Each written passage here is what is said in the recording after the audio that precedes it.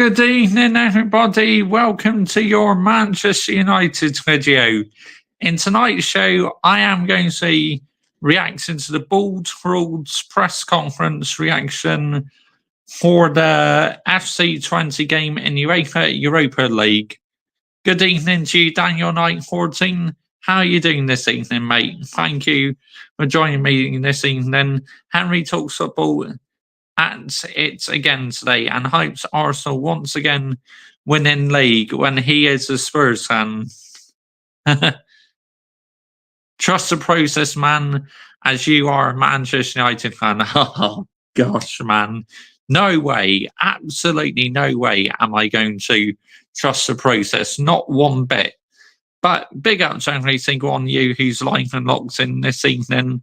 Much appreciated. While you are watching live, make sure you're liking, sharing, and subscribing to this YouTube channel, as I do plenty of Manchester United content. I review football shirts and I talk about loads of different things on this channel.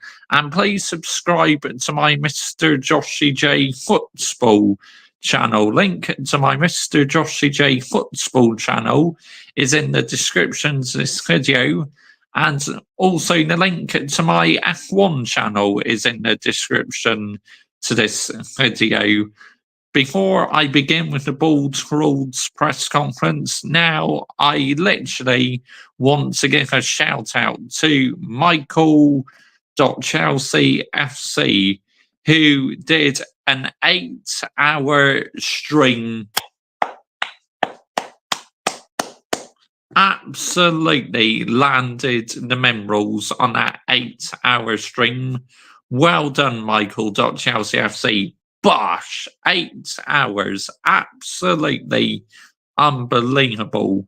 And fair play to the people who watched until the very end. Of course, I watched bits and pieces of it, but I couldn't watch it all because obviously I was doing my own stream, where last night I broke my record for a single stream. The new record is now 4 hours and 16 minutes. Still doesn't quite beat the record and the one I did to Michael.ChelseaFC, 6 hours, 56 minutes and 53 seconds. But as a solo streaming all on my own, 4 hours, 14 minutes is a new record. I was absolutely cooking these YouTubers last night, and I loved every second of it. I really did.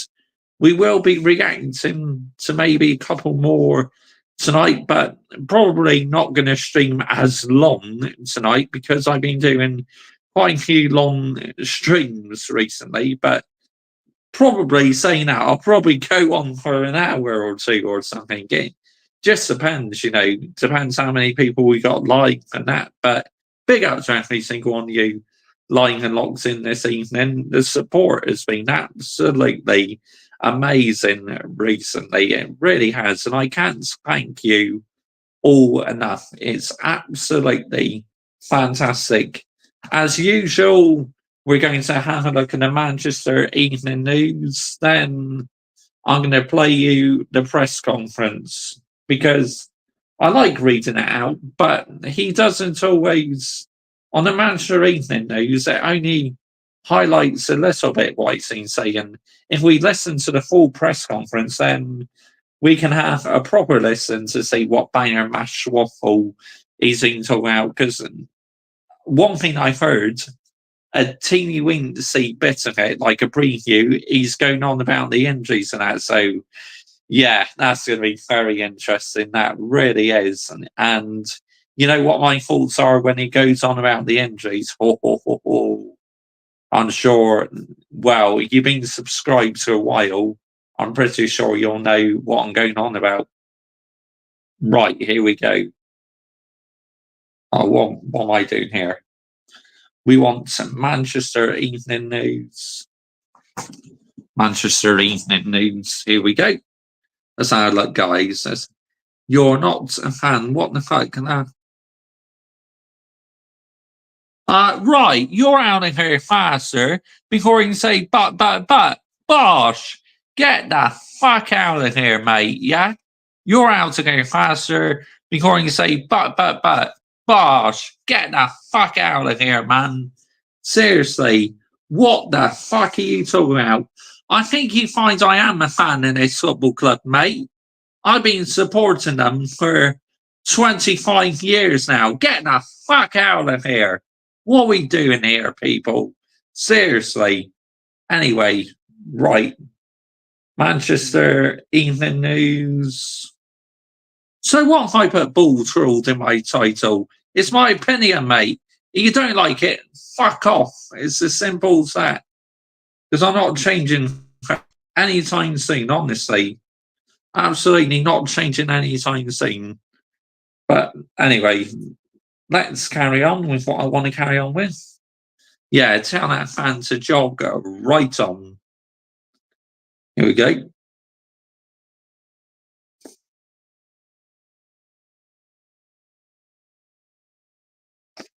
Right, here we go. Let's have a look. From the FC20 game, here we go. Manchester United manager Ball Trolled has said Luke Shaw could return from injury before the next international break. The left back has not featured for United so far this season because of a calf injury he sustained just a few days ago, the club's Premier League opener against Fulham last month. It was originally hoped he would be back available for selection immediately after the first international break of the season earlier this month. However, he is still waiting to make his first appearance for United since February. Elsewhere, Ball Trolled has confirmed United's matchday squad against FC20 on Wednesday night is expected to be made for some players that travelled to Selhurst Park to face Crystal Palace at the weekend, meaning everyone came through Saturday's goalless draw unscathed. Meanwhile, the Ball Trolled in his pre-match press conference addressed how he would have preferred to have avoided 20 in the Europa League this season. The Dutch outfit are Ball Trolled's boyhood's club, and he had 3 spells with them as a player. Right. Let's get on to the main event, reacting to this press conference. Here we go. The Ball Trolled press conference. Here we go. So look. 18 minutes 20. Cool. Let's go. Let's go for it. And yeah, if you just joined me, I put a mutant in the bin. Absolutely put him in the bin, honestly. What a fucking wanker. So what if I put the Ball Trolled in my title? It's my YouTube channel. I'll do what I like. And maybe if you thought I may not want to trust the same process as what you're trusting, mate. Yeah? Let's get the narrative right here. Ron then. Smoothies with more fruit, veg, and vitamins to help you focus than we can fit in a 6-second app. New thrills, big chills, and a splash of awesome in between. Universal Orlando Resort. Here we go.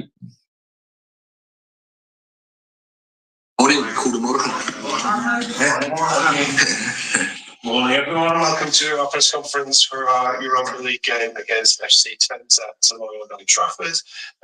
We'll start by taking some questions from our listening Dutch media, which will be translated, and then we'll move on to the UK press. Let's start from the back there. Ja, goedemorgen. Leuk hier te zijn, Erik. Welkom. Dankjewel. Leuk je te zien. Lang geleden. Dankjewel. En 23 jaar bij Twente. Dat is speciaal voor jou. Wat heeft Twente nou gebracht, Erik? Op je carrière? Hang on, let's see. They're doing it in another language at the moment, so I want to try and skip it to in English. Hang on, I want to see where. I want to hear it in English. Skip to the bit where it's English.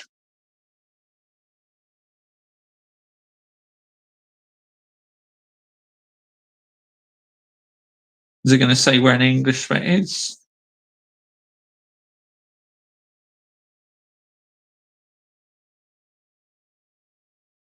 Hang on, let's carry on playing it. Ja, veel. Leuk hier te zijn, Erik. Welkom. Dankjewel. Leuk je te zien. Lang te leven. Dankjewel. 23 jaar bij Twente. Dat is speciaal voor jou. Wat heeft Twente jou gebracht, Erik? Normaal kijk je naar wedstrijden en kijk. Just keep on going. Even denk je dat het nog wel haalbaar bent, dan heb je natuurlijk al heel veel Europese wedstrijden. Must have seen a lot of their games as a player. Here we go. And a fan. What memories do you specifically have of any particular?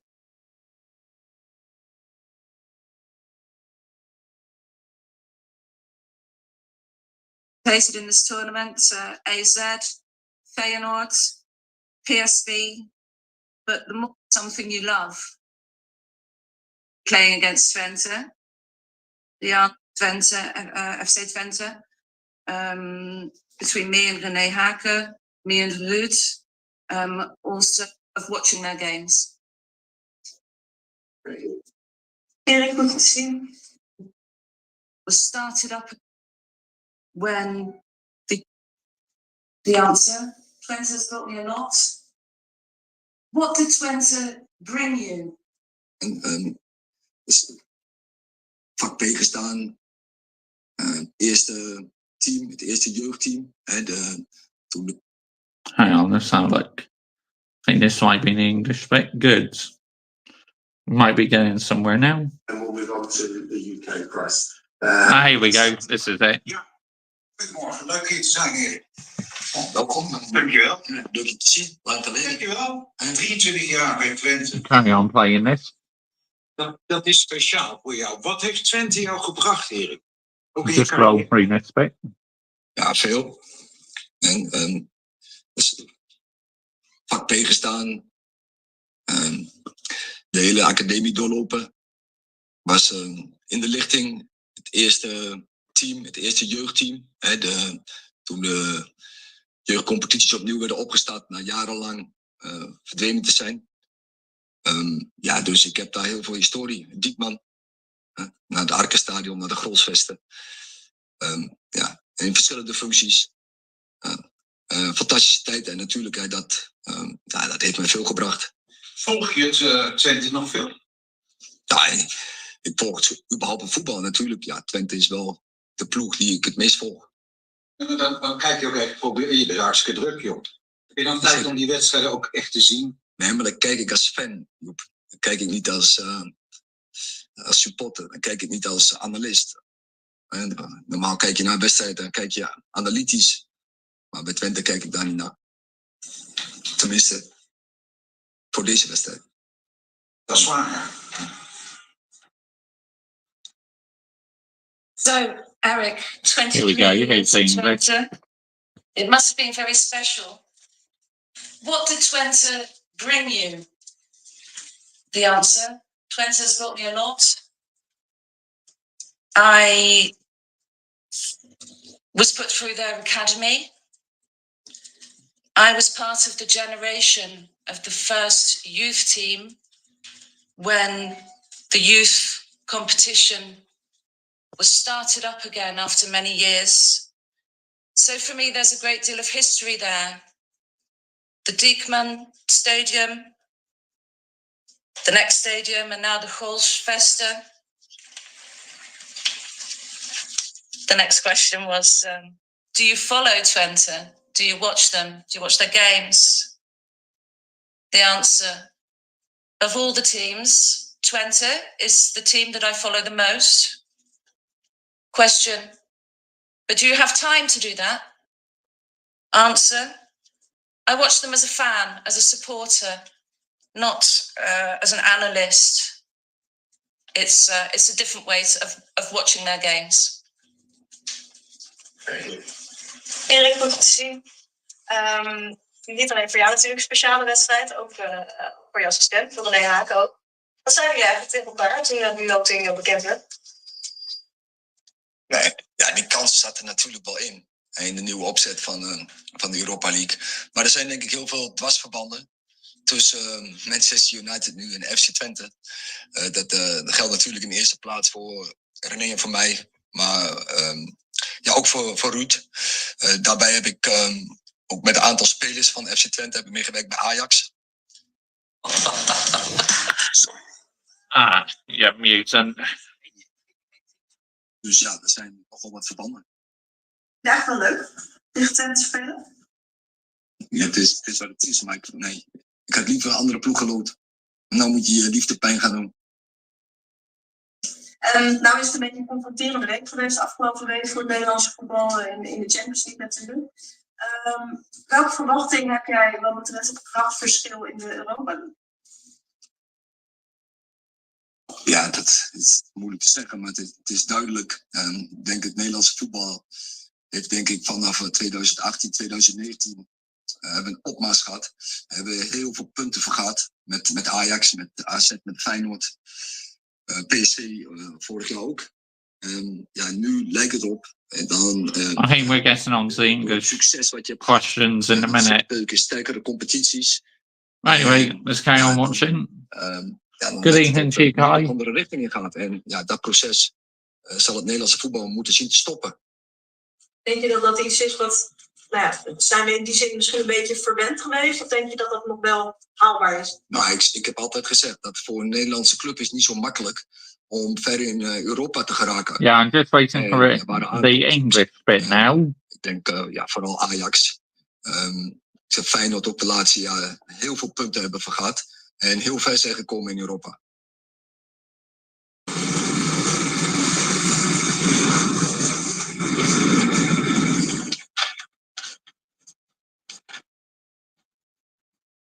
The question, Manchester United being picked to play against FC Twente. Here we go. This is now Must English. have been quite a surprise. What did you say to one another about those names being drawn?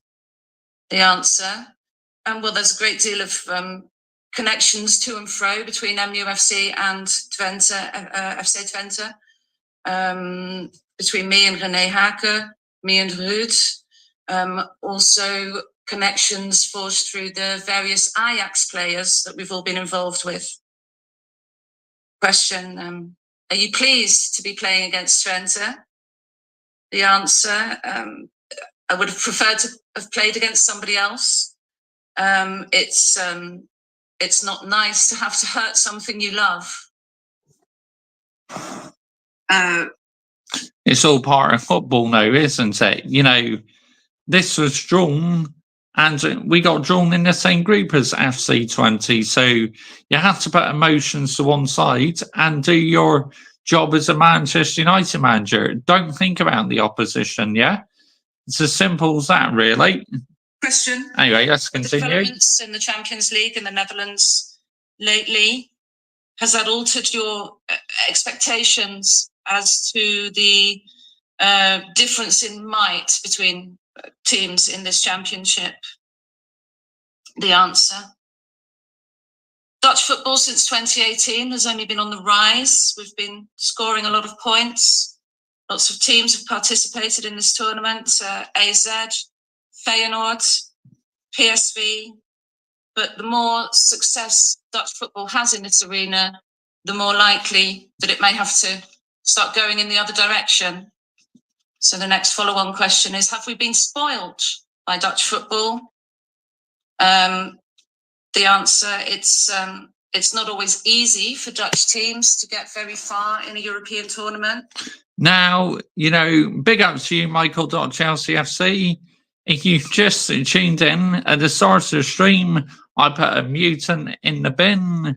I blocked him, so he's in the bin. And I gave you a shout out for doing an 8-hour stream last night. Absolutely unbelievable, mate. Honestly, you absolutely landed the minerals, mate. So big up to you. And I am now catching up with certain bits in your 8-hour stream. I just got onto the bit now where you're reacting to Robbie from AFTV. That fan cam what I reacted to the other night as well. But notwithstanding, a lot of our teams, such as Ajax, Feyenoord, have gained a great deal of points and have come far in this competition. Erik, als je zo lang al met FC Twente verbonden bent, dan heb je natuurlijk al heel veel Europese wedstrijden van Twente meegemaakt. Wat zijn voor jou nou wedstrijden die eruit springen als supporter, als speler, als assistent-trainer? Je zit er een mooie herinneringen moet ophalen. What they're doing is they're literally he's talking in another language, then they have an English translator as well. But we're not far off to get into the English media now, so this is where we can begin to react to it properly. Kun je dan iets noemen? Ja, een van herinneringen die mij lang is bijgebleven, dat was een wedstrijd FC Twente Ipswich Town. En Twente spelend in Engeland. En ja, daar echt een geweldige wedstrijd speelde. En ja, het voorbeeld was van positiespel. Volgens mij hadden ze over 1 minuut of zo hadden ze de bal in bezit. En dit is Ipswich lopen. Middenveld met Frans Thijssen, Arnold Muren. Hier ook niet onbekend. En Kik van der Val. En dat was een geweldige FC Twente. Dat was denk ik midden jaren 70. En ja, wedstrijden die mezelf bij zijn gebleven. Ja, de wedstrijd die wij ooit uit hebben gespeeld tegen Olympique Marseille. Met de FC Twente. Toen ik als assistent-trainer daarbij betrokken was. Dat is ook een beeld wat in de herinnering blijft. Wat een geweldige wedstrijd was tegen een geweldig team. Was je erbij in Ipswich of heb je dat vanaf de televisie gezien? Nee, ik heb vanaf de televisie gezien. Volgens mij heeft de BBC daar ooit zelfs een filmpje van gemaakt. Van die wedstrijd? Ja, van die wedstrijd, ja. Van het positiespel van de FC Twente destijds. No worries, staying on line 14. Mooie jeugdherinnering. Dat is jeugdherinnering, ja. Right, good evening to you, Hayden Cox. Involvement with FC Twente. You must have seen a lot very of well, games, Hayden Cox. as a player, a coach, and a fan. What memories do you specifically have of any particular games that FC Twente played in the past? The answer, one particularly memorable game that FC Twente played was away at Ipswich Town. It was a very fine example of a position game where we had, where Twente had possession of the ball a great deal. Yes, I did, Hayden Cox. What an absolute running. He's not mentioned Harry Potter lately. Yeah, I know. Tell me about it, mate. I still can't believe he mentioned that after the Liverpool game. What a running. The players in that team were Frans Thijssen, Arnold Muren. Yeah, it's literally right at the start of the stream, mate. Literally,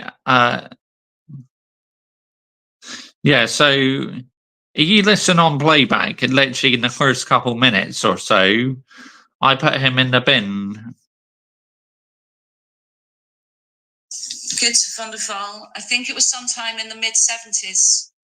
And then another spectacular away game for FC Twente that I remember as an assistant trainer was playing against Olympique Marseille. And then the question was, did you attend the Ipswich away game? To which the answer was no. I saw it on TV. I think the BBC actually did a special feature on it because it was such a good example of position play. Okay, we'll now move on to English questions. Here we go. English question. We're obviously going to see Frank a little later, but is there anyone going to be back available for this match? No, not no difference to the squad from last Saturday against Palace. With Luke Shaw, when are you expecting him to be back available? Are you expecting him back before the international break? I think it's probably, but I can't say it's for 100% sure. Is that back in training or back available for matches? The plan is just be back. Well, just get a straightforward answer, yeah?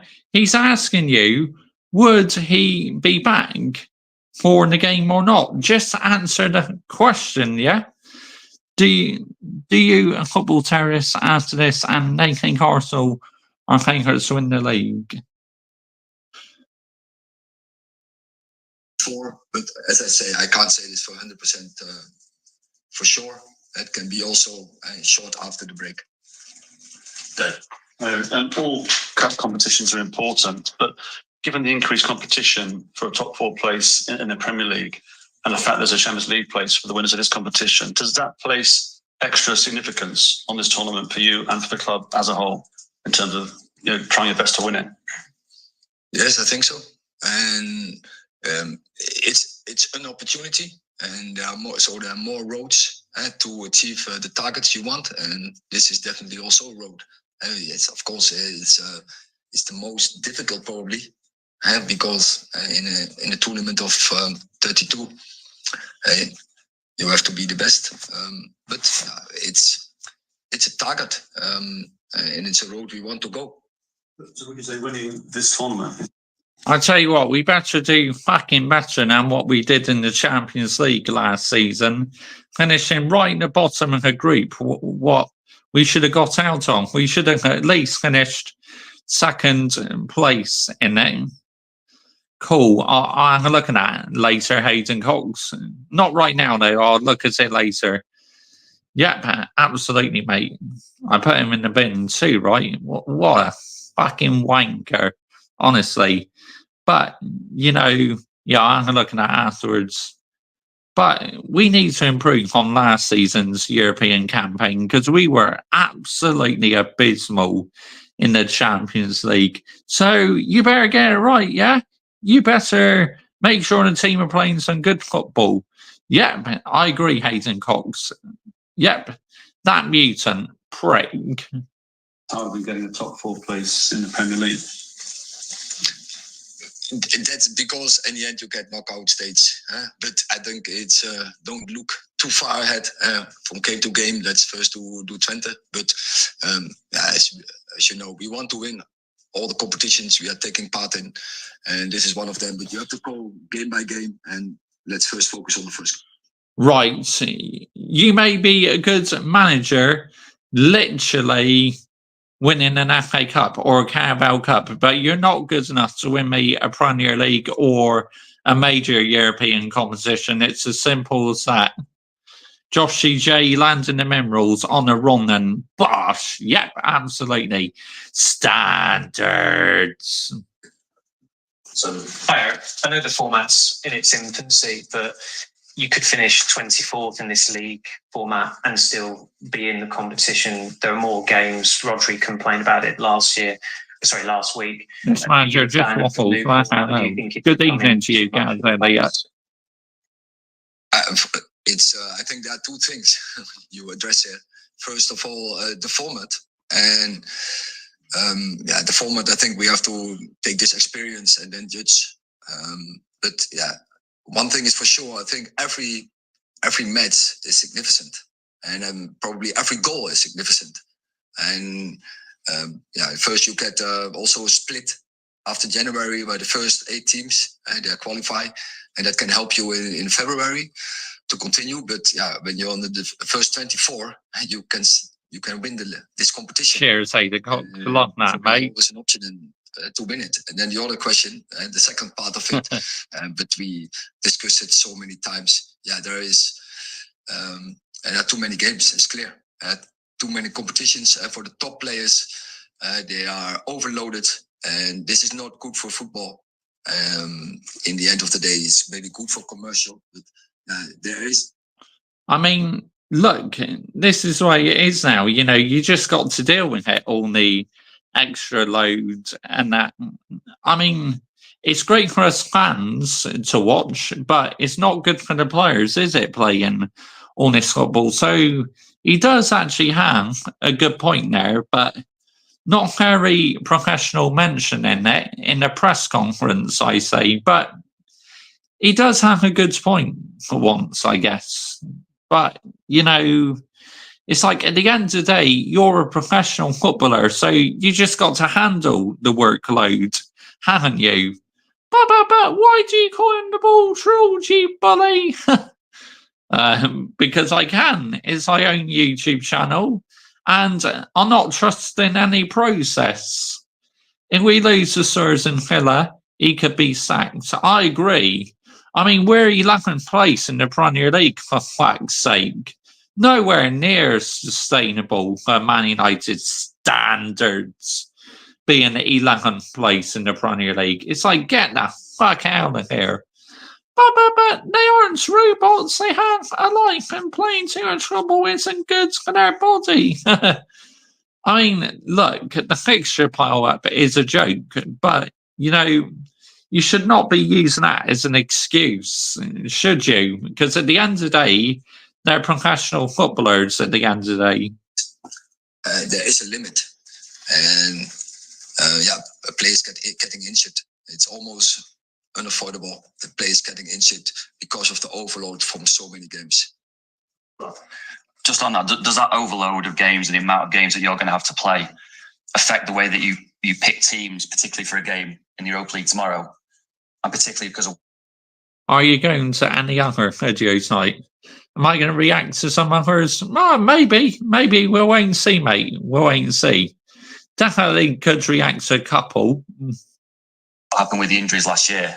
Because obviously the injuries just decimated your squad last year and it affected your form. Are you going to be more cautious in the way that you pick teams for these games and all these competitions?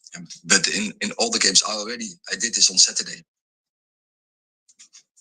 But is that going to have to be the case going forward though as well?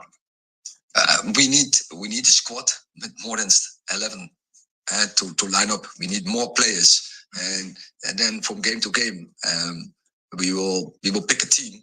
So, but you can't address it. This is the best 11 in this moment, and we will see. And of course, form is part of it. Tactic, of course, is also part of it. Best 11. You've been here for about 3 years, mate, and you're still yet to know what your best team is, yeah? What a load of banger and mash waffle, honestly. Oh, this is currently the best lineup we got. Get the fuck out of here, man. What are we doing here? Honestly, PR banger mash waffle.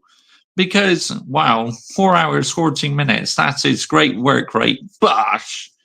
Yeah, that is. I mean, it still doesn't quite beat our double stream, you know, as a duo, because that was 6 hours, 56 minutes and 53 seconds. But me streaming all on my own, 4 hours and 14 minutes is a new record. Definitely, the management of the load of the players is definitely part of it. Sure. Hi, Eric. So far, you've got a goal difference of 0, but you scored 5 goals, so obviously allowed 5 in. I think you had minus goal difference last season. Are you concerned? I know you were without Rasmus Højlund, for example. You will well know, journalists, that we had a minus goal difference last season. So why are you saying I think you had a minus goal difference last season? You fucking full well know we had a minus goal difference last season. So just admit it, yeah? Admit that we had a minus goal difference. Fucking heck, man. What a load of banger mash waffle by that journalist. What are we doing here? I know why are you not using trust the process. It's because that's what Arsenal and I are not using as a Chelsea fan. I agree. You know, I'll never trust the process. I'll rather go down my own lane, mate. It's as simple as that. But, get the fuck out of here. That journalist, man. Well, he was available last season and you didn't do particularly well. So are you concerned your attack's going to be toothless again this season? Again, are you concerned your attack's going to fail again this season, not score enough goals? Concern, we create a lot of chances in the first games of the season. Last week we scored 7 against Barnsley, so we are capable of scoring many goals. Capable of scoring many goals, but we are currently bottom for like the most chances missed or something. Top for most chances missed. I mean, you know, we're struggling to score goals and we've missed the most amount of chances this season. So that's not a good look, is it? But it's a part of the game. We have to be better than. We have to improve. We have to kill more in the box. With your players, your attackers, is it a mental thing then? Because obviously talented enough, technically to be here, but is it just a sort of mental focus? Players talented enough to be here. Really? There's only a couple who I say are talented to be here, but there's a lot of them who are absolutely rubbish, honestly. Fucking, oh my goodness me, man. What is this journalist on about, man? Seriously, are you on the Glazers or Ineos's payroll or something? What are we doing here? Seriously. Oh, wow. Unbelievable. For fuck's sake, it's Barnsley. Exactly. We have to improve, he said. That for a year. Barnsley, yeah. Elite team, them. Casemiro is awful now. I agree. 100% agree, mate. For them to score more, maybe? I think there are different aspects on this. And most important is that you create chances. And that is what we're doing in this moment. And we create... what's your list? For me, it's when I'm on tour with my favourite. Go on, jog on. A lot of good moments. We are very creative. Cheers, mate. We have many opportunities to score goals, and we have to keep this process going. And then, of course, the finishing we have to work on. Eric, just on the... Damn right we do have to work on the finishing, because the amount of chances we're missing is just not sustainable. Look, the amount of chances we missed against Palace, that's not the ball trawled's fault. That's the players out on the pitch. But yes, Hayden Cox, I like this polo shirt as well. It's from Marks and Sensors. I got 3 of these. I got a blue one, a green one, and a yellowy one as well. Yeah, Trash Shirt is such a baller, along with 21. I agree. Why would you trust the process when you don't win any trophies like Arsenal? I mean, thankfully, we've won 2 trophies in 2 seasons. Process, he said. I knew it. Yep. Oh, it's a process. Oh, this and that. Get out of here, man. What are we doing here? Seriously, no, it's not a process. Take a girl on a date in it, mate. Oh, that's a good one, mate. But no, I ain't fucking trusting any process. I'm really not. If I'm manager out, I'm the manager out.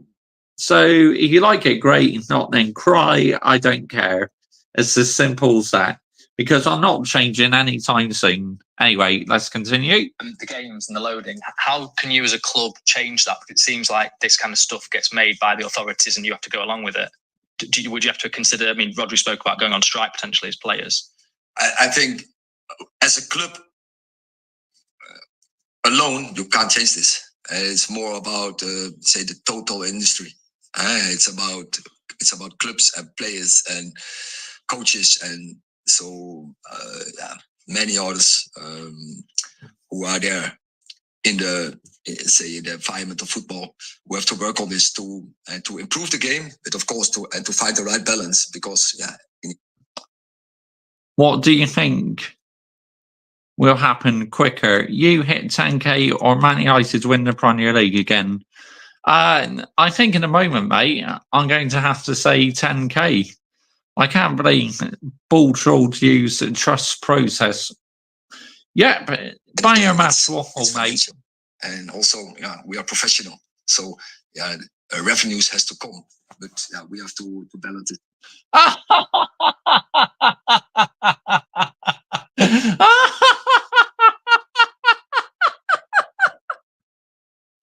Oh my goodness me. We are professional. What? Finishing 8th place and the minus goal difference last season. And the amount of chances we're missing. Professional when we're fucking 11th place in the Premier League. Oh my goodness me. Get the fuck out of here, man. What are we doing here? Big up, Josh. You have to smash 20. Sirski hat-trick minimum. It depends if we start Sirski or Hoyland. Now, I would start Sirski in this game, but start Hoyland against Spurs, because at the moment, I think you can rely on Rasmus Hoyland to score goals more than Sirski at the moment. But is someone tickling your toes with all that laughing, Mr. Joshy J? Honestly, what a load of bollocks, man, honestly. Last question. Eric, you were obviously talking about having to rotate. You said you did that on Saturday, and when you did, you left out Marcus Rashford. There was a lot of attention around that. Do you feel we're sometimes too quick to criticise, considering you're trying to balance so much that we probably don't understand what's going on with the players and what's going on behind the scenes? No, I didn't understand the criticism in these. But yeah. United have missed 17 big chances, laugh out loud, and have a good field tilt, laugh out loud. Oh, we won on field tilt, this and that. Nobody cares. Absolutely nobody cares whatsoever.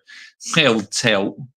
Josh, are you done with trash shirts? Oh, mate, you're probably new to my channel, so I'll give you a free pass. But you followed me like last season and that. The amount of times I've been saying it's time for trash shirt to get out of here.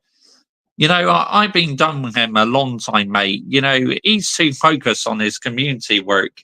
He's not focusing on what matters the most to Manchester United, is performing out on that pitch. Anyway,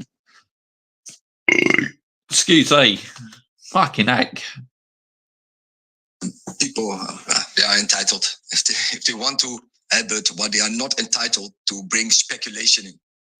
If I give an explanation, then they have to trust my words and to trust my explanation, and that's not right.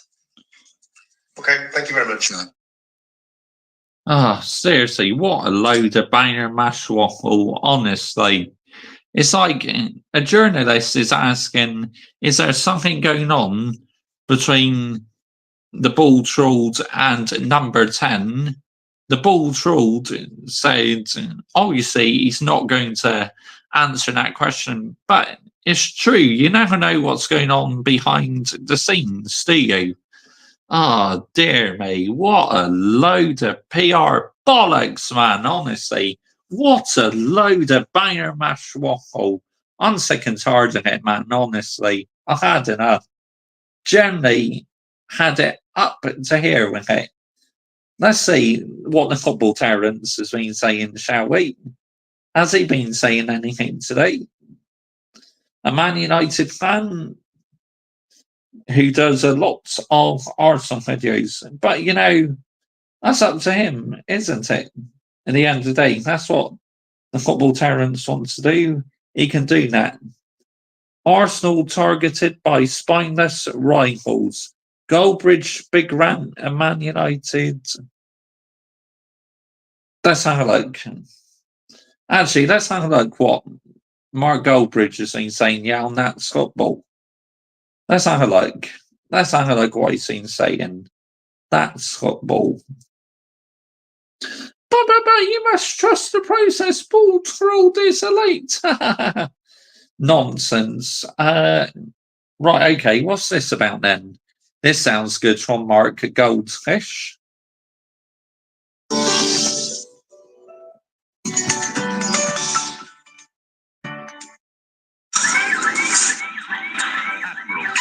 Always looking out for you.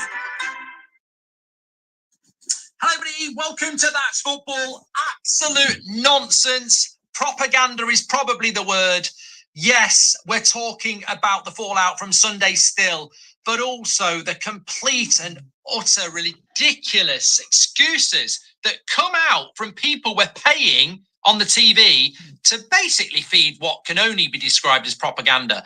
I think that it's absolutely incredible at this stage. So I was watching Ref Watch this morning, didn't watch it yesterday, and the excuses that they've come out for that yellow card by Michael Oliver on Trossard are absolute. They may as well be lying on a hedgehog's pillow. They've got that many holes in their theory. I've heard things like, it doesn't matter. Terry Loppers has his cut deal with Goldfish. I mean, yeah, we'll get onto his video in a bit. Honestly, we'll get onto his nonsense. But you know, if he's going to say, "Oh, Trossard should not have been sent off," and that, yes, he should, because Trossard kicks the ball away, and players know you should not be kicking the ball away. What are we doing here, people? Seriously, real talk. What are we doing here? The Doku's done it, because that's a different incident, and that doesn't make it not a second yellow card for Trossard. The referees. Doku was probably in the rules and regulations. Trossard wasn't. So why aren't Arsenal fans holding Trossard accountable? You should be holding your player accountable, yeah? There was no agenda. Facts, Michael.ChelseaFC. Makes you laugh how many rival fans are actually crying about it. It's crazy, mate. Been very hot on kicking the ball away this season, so you know it's a yellow card, even though there probably are a few examples where it's not been given. Also, criticism of Arteta for feeling sorry for Trossard. I also want to talk about why Erling Haaland didn't get a yellow card and no one's spoken about that, when he's basically assaulted Gabriel by throwing a ball at him. Oh, here we go. Now he's going to be on about that, why Erling Haaland didn't get a yellow card. What did Erling Haaland do wrong? I watched that game, and it looked like he did nothing wrong. He just gave the Arsenal player a little shove. That's it. What's wrong with that? What the fuck's wrong with it? See, honestly, it's like, don't understand it, man. I really don't. Josh made Goldfish laugh out loud. Sold his soul for the pound notes. I used to love watching him every day, mate, but now he does like absolute heading. Honestly, Minerals FC, he does like heading, Mark Goldfish. But bottom line is, in this country, a lot of people have said for many years that there's certain newspapers and outlets that are propaganda for certain political parties or whatever like that. Or, you know, facts, Kai. Propaganda basically is when you are putting a certain story out there because you want people to believe that story. And I think I've got to the point now where a lot of people send me Ref Watch on a Monday because they know I do a bit of a Dermot Gallagher impression last season, which I'm not bothering doing now. I can't be bothered. But the point is, it is just the same every week. I don't want to get sent the clips anymore because I'm just going to class it as propaganda. I mean, and yep, he's this exact YouTuber who called us balls ruled out fans scum last season. He literally said fans who are balls ruled out are scum. So basically, Kai, he's calling myself, you, and Gaz Elliott scum for wanting the balls ruled out. What the fuck? Is he poking his nose in us fans wanting the balls ruled out? What business is it in his? Honestly. Funny how Goldfish doesn't want to mention Edison was impeded by Gabriel Martinelli when Gabriel got that free header, but his hate for Man City always rises to surface. Yeah, I saw when he said that. I mean, when I was doing a show at Talk Sport, I know every 2 weeks that the PGMOL held this like meeting group for all the media to sit and have a chat. Why do you think you're on Talksort? Oh yeah, money, pound notes. I will do anything for pound notes. About things. And I just think what's going on in those meetings is clearly, let's calm the waters. Let's calm the waters. Let's protect the referees. Respect the referees. And oh my God, I watch amateur football and some of the referees, the abuse they get is disgusting.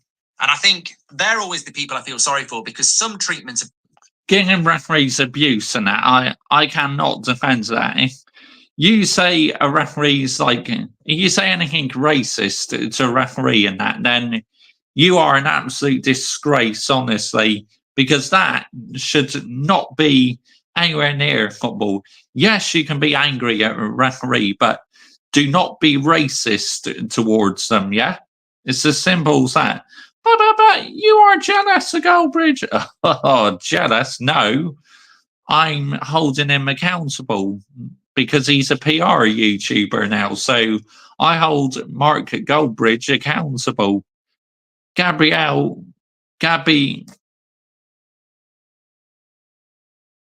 does mean getting to. He has no football knowledge. Gabby Abonlahor, that's it. Brent Goldfish still failed his Coronation Street edition. Let's get it right. Yeah, more than likely, mate. More than likely. Anyway, let's carry on. Referees is disgraceful. But what we've got here at the top of the game is incompetence. And they should be respecting the people that actually pay them. All of them, the fans. Because the incompetence is incredible to me. So when I look at that Trossard thing and I'm listening to what Dermot Gallagher and his little crew are saying, they're basically saying Trossard knows what he's doing. He's booted the ball away, and there's no choice for Michael Oliver, and it is a second yellow card. Yeah, he's getting told there, Hayden. I agree. Go, well, it's not kicked it as far. He's given it back to Arsenal for a free kick. And I'm like, hold on a minute. I've watched the docu one loads of times. People keep saying Michael Oliver told him where to kick it. Bullshit. Why would Michael Oliver tell him to kick it 10 yards away from where the free kick was on? He didn't tell him where to kick it at all. Doku kicked it away from where Declan Rice was because he didn't want Declan Rice to have it. Absolutely love it. Stood in exactly the place where the foul happened. And that is why when Doku kicks the ball away and you watch it, don't look at Michael Oliver. Look at Doku and Declan Rice. Michael Oliver is irrelevant. Absolutely irrelevant. Doku looks at where Declan Rice is and kicks the ball the other way. Declan Rice spins around to Michael Oliver and goes, he's kicked the ball away, and Michael Oliver does nothing because he doesn't want to do anything at that point, which is fine. Okay, he doesn't do anything there. It's the same with the first goal that Arsenal score where I agree with you, Kai. Agree with that, mate. Ball away so Arsenal can't get it. He's moving the ball away. And Michael Oliver again decides he's not going to give a yellow card for that incident either. But then when it's Trossard, he doesn't hesitate. He doesn't think. With the Doku one, he probably does think about it. He goes, Declan Rice is... It's a blatant yellow card. And for Trossard, he literally moved the ball away. So you kick the ball away after receiving the yellow cards. Referee has no choice so to reach for his pocket, gives him a second yellow card, then it's right. Off you go, mate. Off you go for an early bath or early shower. It's as simple as that. There's no hiding place for it, yeah? Let's get the narrative right here, people. Absolutely no hiding place whatsoever. Oh, dear me. Right. Anyway, let's continue. Moaning at me. I don't want to give him a yellow card. Just get on with it, Arsenal. With the Trossard one, he doesn't wait even half a second. He's like, he's kicked it away. He's getting a yellow card. So when you get like Ref Watch or anybody else talking about, well, we know the referees are going to come down hard on it. And then I hear Dermot Gallagher say, we know the referees are going to come down hard on it. And you can't really use examples where they haven't come down on hard on it as an excuse for Trossard not getting sent off. Of course you bloody well can. That's the biggest point, you prats. That is the biggest point. Why are some people getting sent off for it and others aren't? You're literally contradicting your statement, mate. Thanks, yeah. Doku didn't have a yellow card. Trossard did. So the referee had no other option. You're talking facts there, Michael. You can't say the referees have come down really hard on it, but it's, you know, I know there'll be a few where they haven't. Well, they haven't come down hard on it, have they? There's an inconsistency problem yet again, and that's the biggest issue. And then you've got a couple of people stood with Dermot Gallagher who've played the game, and they're going, I don't know why Arteta's hugging him afterwards, because probably it feels like many of us do, that they've been absolutely robbed. And then they're saying, yeah, he knows what he's doing. He's booted the ball in the air. I mean, that's the weakest boot. I still think. Arsenal were not robbed. It's their own fucking fault they threw it away, yeah? Trossard getting sent off and they switched off in that corner. It's as simple as that. So Arsenal in their own worst enemy. Let's get the narrative right here. He's passing to Martinelli. I actually think he's stuck in a halfway house when he kicks that ball, Trossard. I think he's halfway kicking it to Martinelli and halfway can't believe a free kick's been given. I don't think he's booting the ball away in frustration.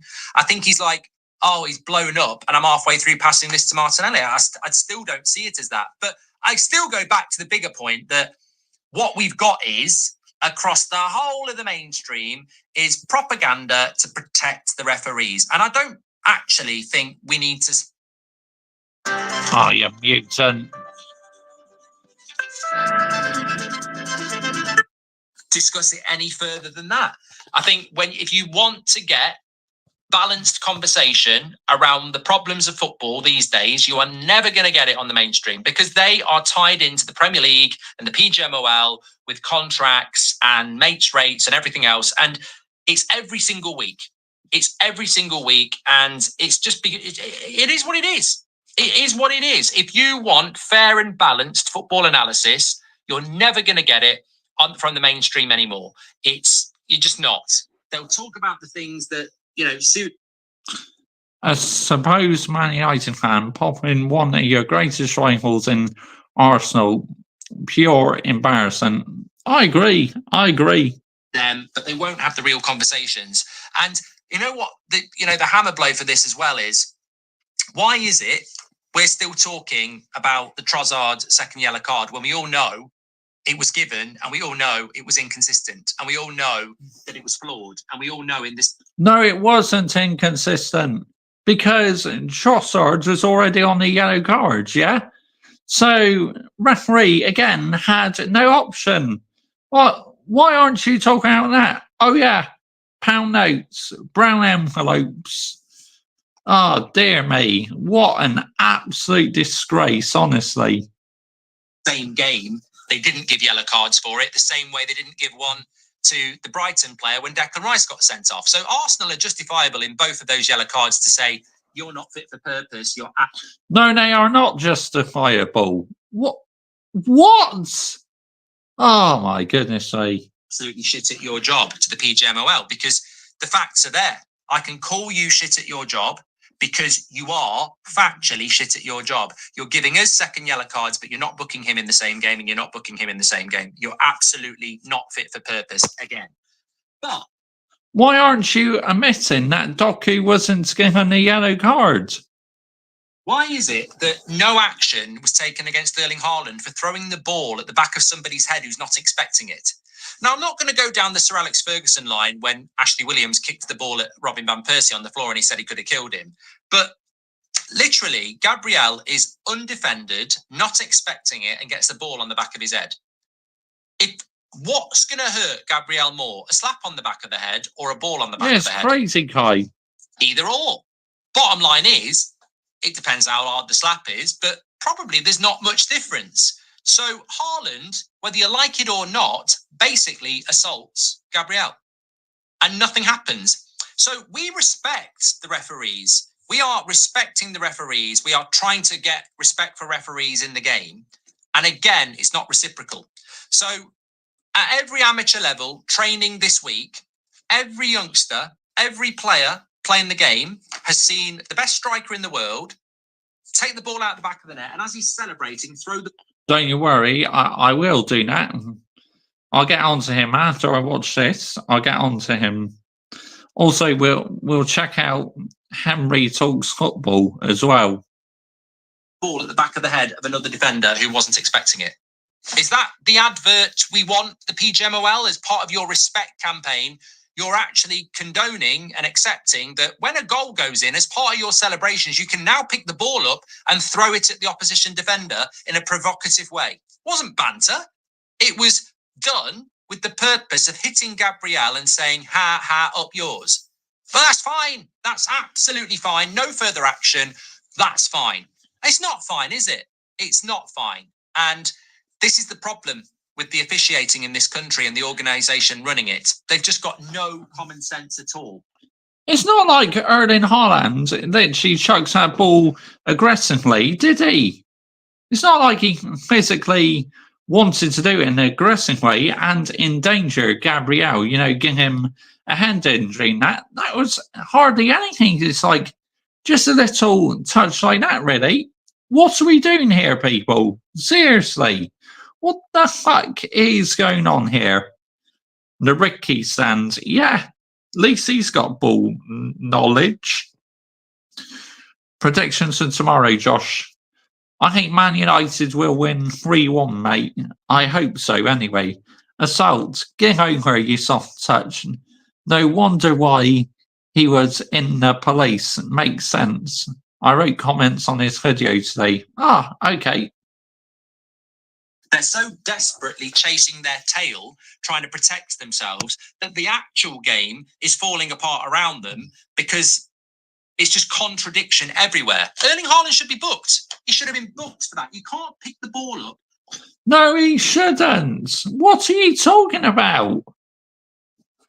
Casemiro got sent off for grabbing someone's collar. Yes, because that's aggressive.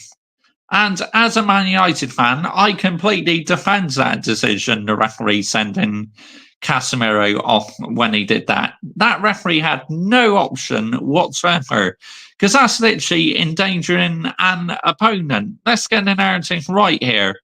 You put a neck on someone, whether it's on his neck or on the shirt, that's aggressive. Shaw got sent off for putting his head against somebody else's head. Not a headbutt. It was literally just put it against it. Haaland throws a ball at Gabriel. Nothing. I mean, can you get your head around the stupidity of that? Shaw puts his head again because it wasn't aggressive against someone's head and they have a little bit of a push. Casemiro grabs someone's collar. Haaland picks a ball up and throws it at somebody's head. I mean, if that's a coin or something like, I'm not saying he's going to throw coins, but he's thrown an object at another player. Absolutely nothing. And it doesn't even get discussed. It wasn't even on Ref Watch. I'm sure throwing the ball at the back of the head is less risky than actually throwing a coin at someone's head. I'm sure if you threw a coin at someone's head, that would do a lot of damage than actually throwing a ball on the back of someone's head. Dear me, man, honestly. You can tell he is an ex-police officer. Doesn't even get discussed at all. The game's a bloody joke. It's absolute nonsense. Get your comments in below, smash the like on the video and subscribe. We are living in a world of propaganda where it's just being, this is what you must think. Let's not talk about that. Let's manipulate this. Let's keep this gravy train running. Football fans want conversation. And when they want conversation, they want fair conversation. The only person this weekend I would applaud is Mika Richards, because he actually said, I thought the yellow card was a joke. I don't think that it should be in the game. And everybody else has swept it under the carpet. Let's carry on. We're all on the gravy train here. Let's forget that. Let's forget that. Nonsense. Thanks everyone for watching. Oh, dear me. What a load of banger and mash waffle. Honestly, what on earth was he talking about? He thinks that Erling Haaland should be given a yellow card for throwing the ball at the back of someone's head when literally it was barely a touch. What the fuck are we doing here, people? Seriously. I'll tell you what, the game has gone soft. Absolutely gone soft. Can't wait to see him mudded once 115 is over. Oh, that's going to be interesting. And I will be reacting to him as soon as this manager is sacked and he's crying about it. Oh, we got to do a stream on that, honestly. That will be fucking epic. And I'm going to be pissing myself, laughing, honestly, once this manager is sacked. Arsenal targeted by spineless rivals. Goldfish's big rants, the football Terrence. Let's go. Let's listen to this.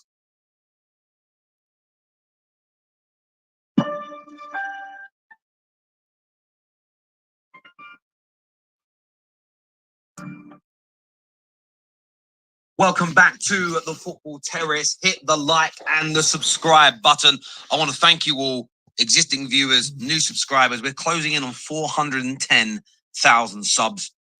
Cannot thank you enough. And a lot of you have said, though, you're still not getting a lot of notifications. Go into our description of this video, join our Telegram group chat, There's no spamming in there. There's no one gets your number. It's all protected. It's literally just we put our links to our shows in there in case you don't get your notification from YouTube. We're talking a bit about Arsenal today as clubs have reported them to the Premier League. Clubs are rattled. Clubs are in tears over Arsenal and have reported them. We are also taking a look at refereeing, plus big news at my beloved Manchester United as well. So stay with us for the entirety of the show. Now, I wanted to start with Arsenal today. And I saw this morning and this made me laugh. Story in the Mail today that the Premier League clubs have sent concerns about gamesmanship and Arsenal's repeated use of dark arts throughout last season to the PGMOL. This has now come to light. And I mean, one of the funniest replies I saw to this was from a rival fan of Arsenal stating they should cancel their goals from corners whenever they block the keeper from claiming crosses. A lot of rivals jumping on this, a lot of ex-pros from the rival clubs of Arsenal jumping on it, saying it's true, Arsenal cheat, Arsenal badly behaved. If this report is true and big Premier League clubs are going to the referee saying you've got to stop Arsenal's way of taking corners, way of taking free kicks, you've got to stop their approach to the game, this for me is pure unadulterated weakness. Weakness at every single level. Now, I don't want Arsenal to be successful. I want Man United to be the most successful team. I don't want any club to be more successful than Man United. That's my... Are you sure about that, Terry? Literally, how many videos have you done about Arsenal? You're a Manchester United fan, but yet you seem to do a lot of videos about Arsenal. So it seems like to me you want Arsenal to be successful, mate. Honestly, let's get the narrative right here. Anyway, let's continue. That's my wish and that's my hope. But in the reality of the situation, I'm not going to sit there and call things out for what they're not. There's nothing wrong with the way Arsenal take corners. There is nothing wrong in the way they approach the game. Yes, they can be aggressive at times. Yes, there's shithousery. But isn't it amazing? We all love our own players that do it. No one cares about Arsenal. Man United are not going to report apart from yourself. Sandro Martinez for being a shithouse to the PGMOL.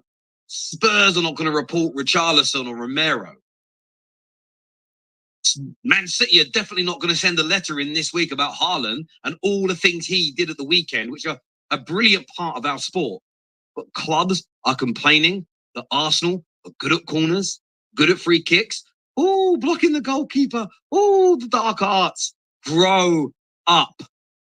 Turn it in. This is hilarious. And I saw this gets shared yesterday as well, that shows the average time delays in seconds so far this season. And Arsenal top the list. Oh my God, this is horrendous. Arsenal are absolutely woeful. Arsenal are crazy.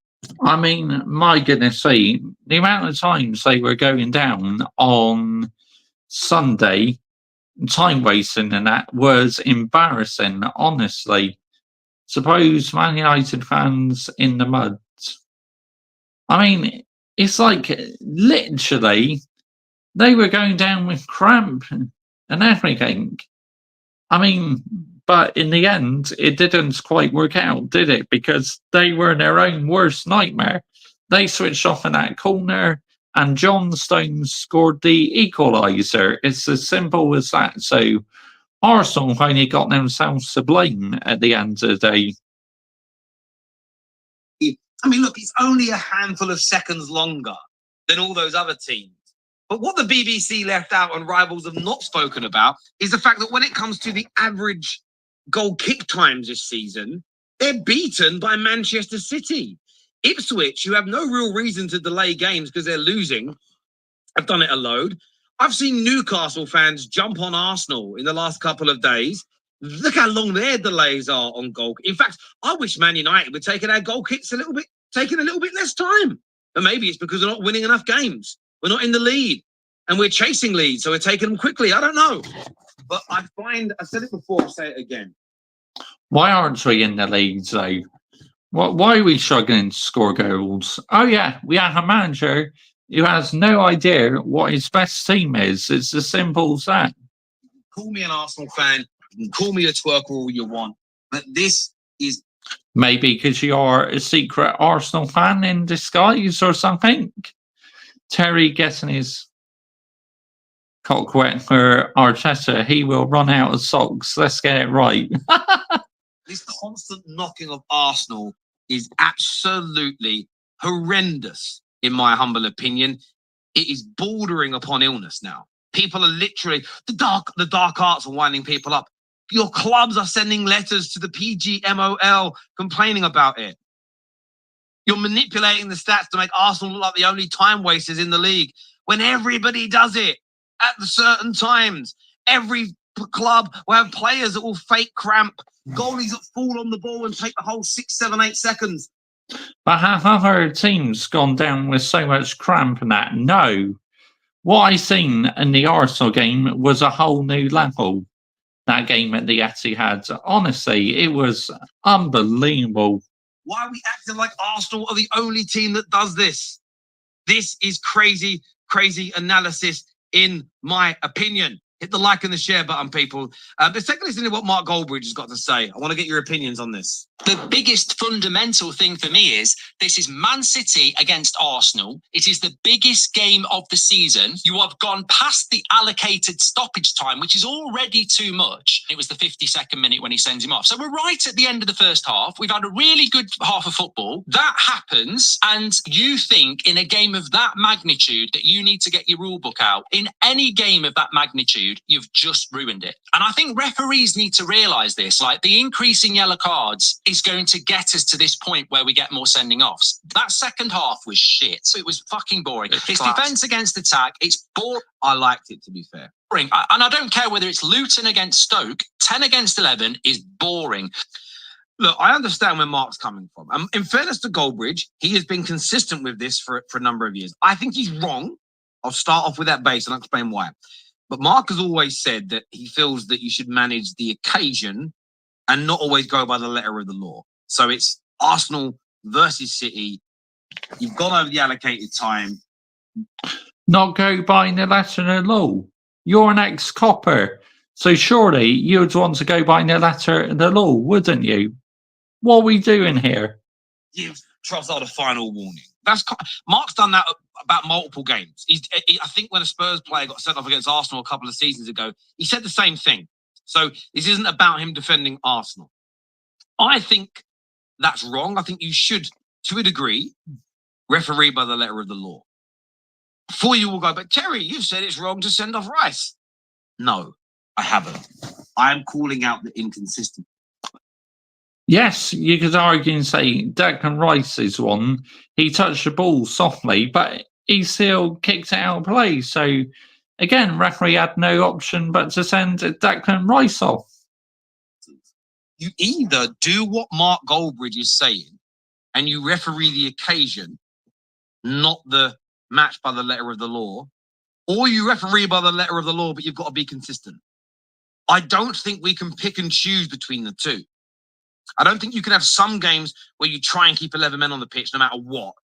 And then there's another football match where you stick to the rules, you're almost pedantic with them, you send people off, and then people feel the spectacle's ruined. I don't think we can take both. There will be some massive cock riding from Floppers to the Goldfish. He gets more wet than Slosh Pot. Astrid, this one, facts. Stances in the game. But of course, tribalism kicks in. Are you defending Arsenal? Next week it'll be you're defending Chelsea. The week after it'll be no, you're defending. And every time a club benefits from these bad decisions or inconsistencies, everybody thinks you're attacking them, and nobody's doing that. I stand resolute on what I've said. I want referees to referee the game by the letter of the law, but they have to be consistent. There's a stat going around that hasn't been fully verified yet, but there's a report that over 100 times this season, delayed restarts have taken place where referees have told people to get away from the ball, hurry up and take the throw in, don't kick the ball away type moments. But there's only been somewhere between 4 to 8 yellow cards given. So where is the fairness here? I've said it before about corners. Give a penalty from a corner every time a shirt is pulled, every time a player is held. But you've got to do it every time. What you can't do is pick and choose the right the right time or the wrong times to do it. That for me is a major, major problem indeed. But look, as ever, I want all your thoughts. I want your feelings in the comments section below on this. Now, I want to talk to Manchester United here because I'm very, very happy about this news that has come out today. And that is that Manchester United's plans towards a new 100,000-seater stadium are getting closer to being essentially presented to the local authorities for permission. The new 100,000-seater stadium, 92,000 jobs will be created, not just during the construction, but what is left afterwards with the redevelopment of the local area. They are looking to build 17,000 homes. The area will generate over 1.8. Who cares about the homes? Why don't you keep our current stadium for the women and the under-21s, yeah? Literally, you should keep the old stadium for our women's team and for the academy. Just reduce the capacity. Make the repairs to it so the women can have a nice stadium. And let's keep some of the history aspects. Who gives a fuck about more homes? Seriously. What are we doing here? Million visitors a year to the area, and it is anticipated that it will bring a £7.3 billion increase to the local economy in Trafford in Manchester. No taxpayers' money will be used to build the new stadium. We already knew this. But my view is you won't see very many positive stories about this. And first of all, I'm going to start off with the positive. This is amazing news. So essentially what looks like going on, I'll break it down for reading the reports. Man United will either pay themselves or take private investment from private companies to build their new, hopefully 100,000-seater stadium. Whether it's a regen of Old Trafford or a new build on the same site, doesn't really matter to me personally. I'm happy with both because we're staying literally in the same in the same plot. What is then going to happen is what Man United are pushing for is money from the wealthier parts of the country like London to be funneled up into Manchester's local area so that new homes can be built. Entertainment complexes could be built, cinemas, bowling alleys, restaurants, bars, malls, everything else. So the whole area can get a huge facelift and a huge regeneration. Plus, lots of money is going to be spent on what is right now a very poor public transport area. And it's something that people of Manchester have been fighting for a long time. Previous governments have, promised to kind of do all this investment. I think they call it the Northern Powerhouse investments, etc. And they have failed. And this is something that Ineos and Ratcliffe are pushing hard for. So this is going to bring lots of government money to the local area for local development. But that money isn't being used to build anything that Man United will directly be benefiting from in terms of ticket money. Everything Man United will own, we are paying for essentially. But this is great news, and you won't see very many positive stories. I'm still seeing rivals today talk about taxpayers covering it. What you're now going to see as well is a lot, of course, there's a number of locals that will live around there that are not Man United fans. You're going to start to see locals complain. Or I actually saw a local complain online saying, well, I already don't like it here on I've been living here a year. It's already too busy on match days. It's going to be crazy when they start the reconstruction. And my first thought was, why have you moved right next door to the biggest stadium? Well, if you don't like what's going on in the stadium, why did you move there in the first place, yeah? What an absolute running. In England, the biggest club stadium in England, but get annoyed on match days, there's loads of people around. Why would you live there? But you're going to see people start to speak about, the poor locals with all the construction and the upheaval and everything else.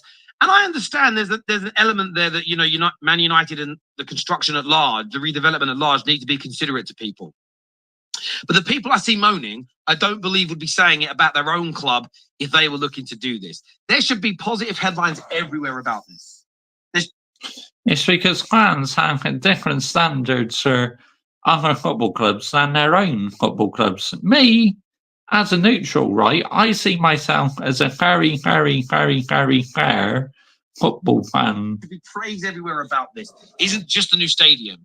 It's the £7.3 billion of income that's going to be generated for that area. The new homes, which the country is screaming out for. new things for people to do in the area, a facelift, the infrastructure, the public transport all being improved. And as a Man United fan, this is what I believe our billionaire owners of all of our football clubs should be doing. It isn't just, and you can hate or loathe Man City's owners, but what they have done for Manchester, the investment they have put in has been very, very good for the local people. And I believe this is what all of our multi-millionaire, multi-billionaire owners should be doing for the local working class communities that they have invested in. And I am very proud as a Man United fan to see this. Someone that used to be a resident and someone who spent a lot of time in my life in Manchester. I'm really, really happy to see them getting this. So well done to Man United and everybody that is pushing for what looks like going to be an amazing record-breaking stadium, but also brilliant redevelopment of that area. As ever, listen, everybody, I would love your views, your opinions, and everything inside our comment section below. Okay, who are we going to go on to next? Should we go on to Henry Talks Football? Arsenal have rattled Man City. Okay, mate, good one, good one. Really? Because Man City are the ones who are top of the table. Arsenal have rattled Manchester City. I haven't seen Pep and City like this since he's been in the Premier League. That game at the weekend, for me, the best Premier League game I have seen in a long, long time. Big moments, red cards, VAR, goals, last-minute equalisers, you know, two different styles of play. And finally, we have got a rivalry at the top. Last season and the season before and the season before that, City and Liverpool, Jurgen Klopp and Guardiola. And it was a rivalry, but it wasn't a proper Premier League rivalry. I'm talking Ferguson, Wenger, Ferguson, Jose, Wenger. You know, Alex Ferguson, Pep, a proper rivalry where it boiled over and there was no animosity on the pitch. Now we've got that. And I have not seen Manchester City rattled like this in a long, long time. Their fans on socials, TikTok, YouTube, Twitter. Yeah, Sinead O'Connor next. But, you know, it makes you laugh how these YouTubers are putting in their video titles, Arsenal have rattled Man City. Really? Don't think so. I don't think so. I know Rodri is injured and that, but knowing Pep, he'll still find a way of probably winning the league title. Hell of a lot of rival fans out there that are rattling City, and Arsenal have gone to the Etihad, had 10 men for 56 minutes, come away with a point, and Man City can't take that. Make sure you go down, drop a like, make sure you have subscribed to the channel. Make sure you have subscribed. We are slowly approaching 24,000 subscribers as it stands right now. We are less than 400 away, 350 odd subs away. So make sure you get down and do that. Premier League at the weekend, fantastic game. Now, I want to cast everyone's minds back to something Rodri said last season, in which Manchester City drew 0-0 with Arsenal.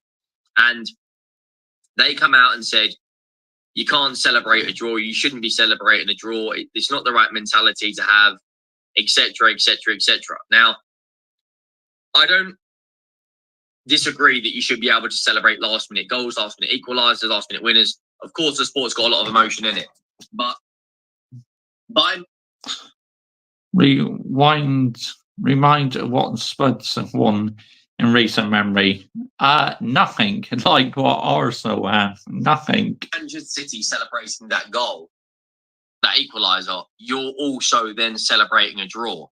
So what Rodri said last season has kind of been...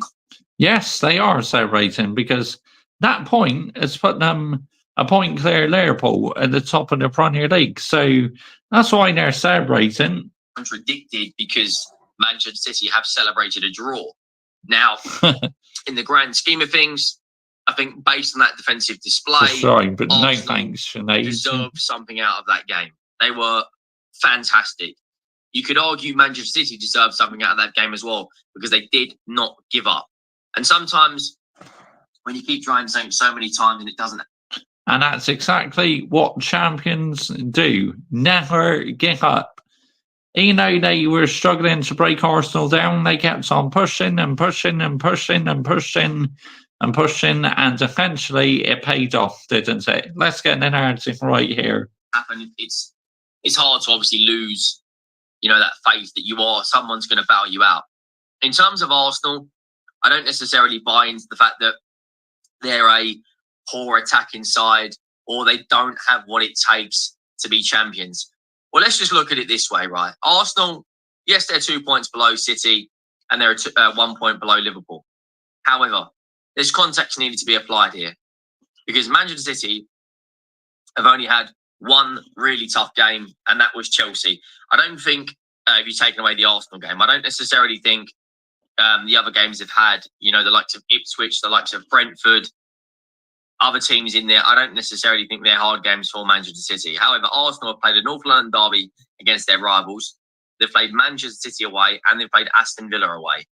They still have not had a defeat yet, and they've only conceded 3 goals. And one of those goals, actually 2 of those goals, while they had 10 men on the pitch. If they had 10 men against Manchester City and 11 men against City and 11 men against Brighton, I think they win both of those games. Arsenal in that last 10 minutes showed why they are Premier League challengers.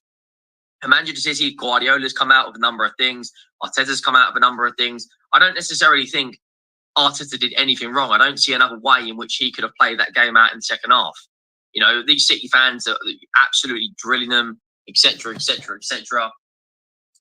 Literally, if Arsenal hanged on, everyone will be saying, oh, it's a masterclass and that, winning with 10 men, which, don't get me wrong, as a neutral, I would say, yes, it would have been a masterclass, but, time wasting like that and going down with cramp was a disgrace.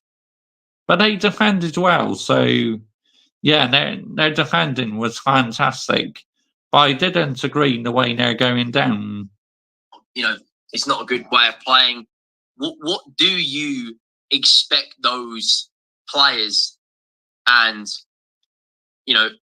Arsenal to do from that perspective of being, down to 10 men? Guardiola's come out today and say that he'll always try to play football the right way. There isn't a right way of playing football. Jose Mourinho, Diego Simeone, Antonio Conte, Thomas Tuchel, loads of managers have won major honours, Champions Leagues, league titles on a counter-attacking style of football. Just because they're not doing the high press for 90 minutes doesn't necessarily mean that it's not the right way of playing. If it wins you trophies, in which I do think this approach to football that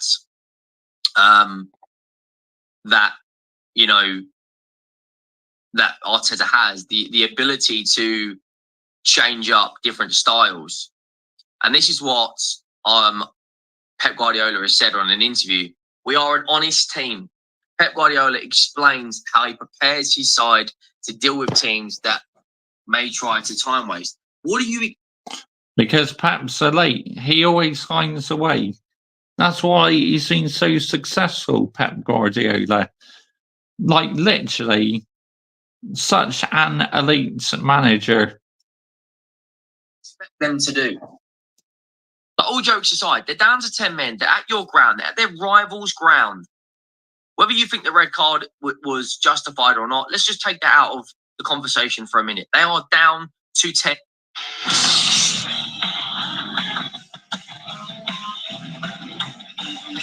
Men. He is so rattled. It's unreal. He's so rattled. Arteta's come out since then today on his press conference, looking forward to tomorrow's game. I'm extremely proud of what we did at the Etihad. We showed desire. We adapt to different ways of playing. That's superb. Happy? No, we wanted to win, but it was difficult. And we had to deal with as many players as we had out. I'm proud. Like, as you can see there, is he happy with the win? No. That just shows you right there that the mentality is changing within Arteta. He's extremely proud of what he did. Yeah, he had, I think, any team playing 10 men down at, the Etihad with 10 men coming away with a point. Any fixture in the league playing away at their ground, coming back with 10 men, you should be relatively happy with a point. you're at a disadvantage. I think it's absolutely insane. Absolutely insane. You know, he's proud of what they did, and that's absolutely, that's, you know, that's fair to a degree. I don't necessarily get why Guardiola, like, Guardiola has got a very difficult task on his hands to win the Premier League title without Rodri, and if any manager can do it, of course it is Guardiola, arguably the greatest manager of all time, and in a lot of people's opinions, he is. Doing it about your most important player in that many competitions. It's a non-argument. He literally is currently the best manager in the world. Look at the amount of trophies he's won in that. Top manager.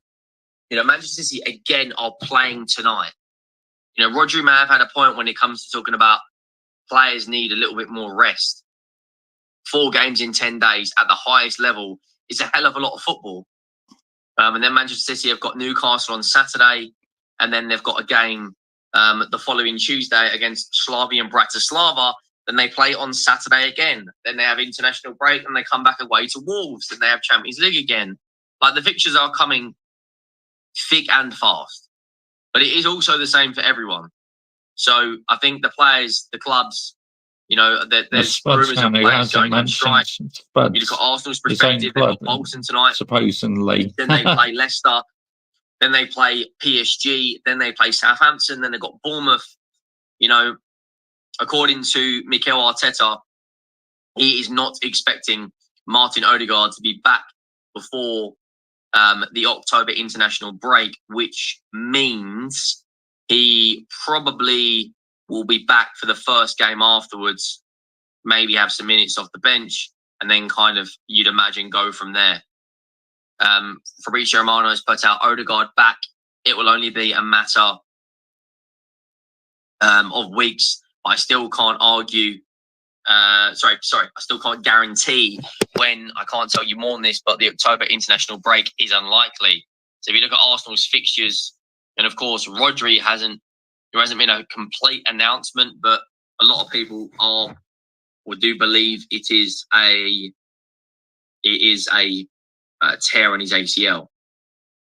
So you'd imagine Odegaard will be back around the Bournemouth fixture. He may feature off the bench, and then he probably would get a start against Shakhtar Donetsk, and then they definitely need him for that Liverpool game.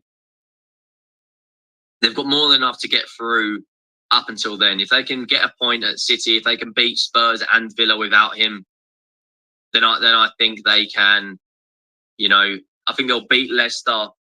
It's now about, for Arsenal, it's about winning the next 4 games at the Emirates, building some momentum, because if for whatever reason, if they go and lose to Leicester and PSG, then all of a sudden a lot of people that have been giving them praise and a lot of people's opinions will change. I still think throughout this season they are going to have one hell of a season. And with this injury, just kind of almost to a degree, I agree with it. You know, that they are going to have a really, really strong season. I think at present, Arsenal, if they can keep their players fit, why can't they go on and win major honours? Why can't they? You know, there's been unseen footage of Manchester City's bench celebrating John.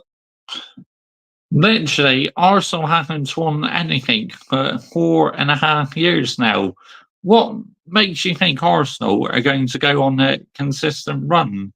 Yes, they may get results against top sides, but against teams like Fulham and that, where last season they drew with Fulham and Fulham were down to 10 men. So what makes you think Arsenal are going to go on a consistent run?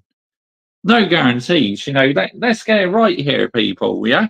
It's absolutely have it right. Stones equaliser against Arsenal, but you can also see Jack Grealish, Erling Haaland and Bernardo Silva hyping up to Arsenal's bench. This is what we want to see. We want to see a Premier League rivalry, guys. We want to see big moments, drama, action.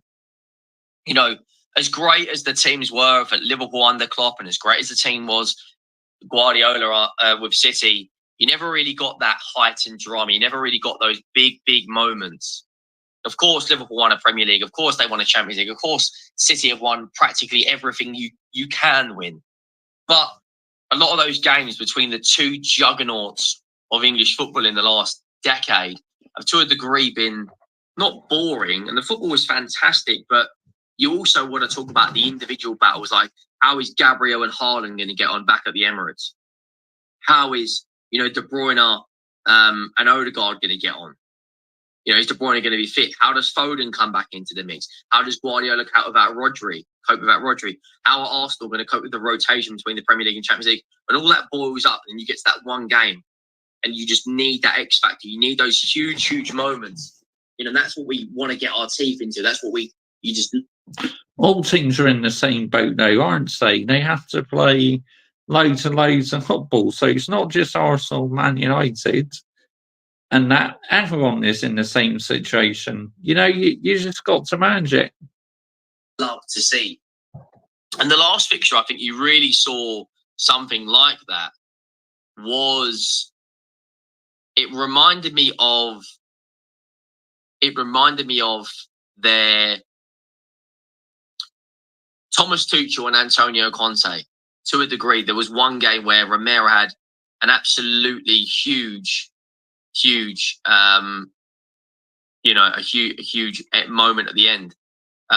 Sky Sports Premier League have come out 10 minutes ago with Mikel Arteta's words with regards to using the dark arts. I don't know why everyone's so obsessed with it. Jose Mourinho made a career out of this. Mikel Arteta has defended Arsenal's tactics in their draw with Manchester City. I always prefer the facts rather than words. So let's see who's available tomorrow. And then we can talk about dark arts. Mikel Arteta defends Arsenal tactics. What else is he supposed to do? I just don't understand it. I don't get it from a footballing perspective. If he goes out and plays toe-to-toe with Manchester City, they're going to get slapped. We saw that. Ange Postecoglou tried to do it with 9 men against Chelsea. We saw Liverpool get applauded. Hang on 2 seconds. Just going to plug in my phone to charge up. It's just about to run out of battery. Hang on, let's plug it in. Yes, there we go. 5%. Here we go.